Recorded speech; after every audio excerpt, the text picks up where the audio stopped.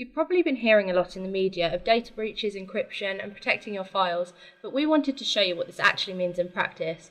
Because in many cases you could be a victim to a hack without even knowing about it, as a small business, this leaves you susceptible to losing important or sensitive data. We wanted to show you what the bad guys are doing, and using a test environment, we'll be showing you how easy it is to take data from your files and the importance of adding file protection. So, how unprotected is your unprotected data? This is Ellie. He's putting sensitive data and all his business secrets in a Word file to send to his colleague John. And while you'd think it's unlikely, you'd be surprised how often this happens. He's going to drop them over in an email so John can take a look ready for their next meeting. Little does he know that John's computer has been compromised, and John doesn't know either. So, let's switch over to John's computer. We are now on John's computer, and he's just received an exciting email from Ellie that is going to help their business.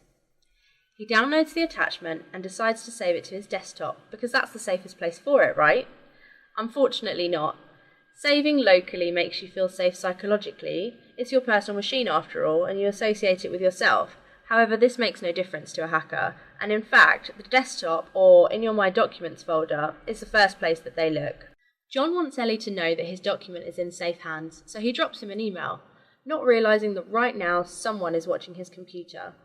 It's important to note here that most of the modern viruses bypass the antivirus easily, and in many instances you won't even know that you've been hacked. So, how much can the hacker actually see? Let's switch over to the hacker's computer.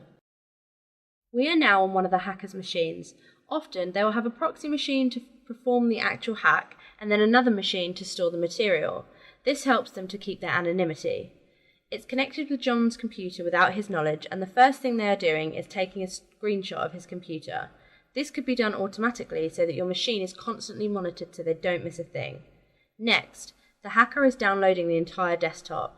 This is something that can also be done automatically so that once your computer has been hacked, every time you save a file, it's copied in the background and the hacker gets it too.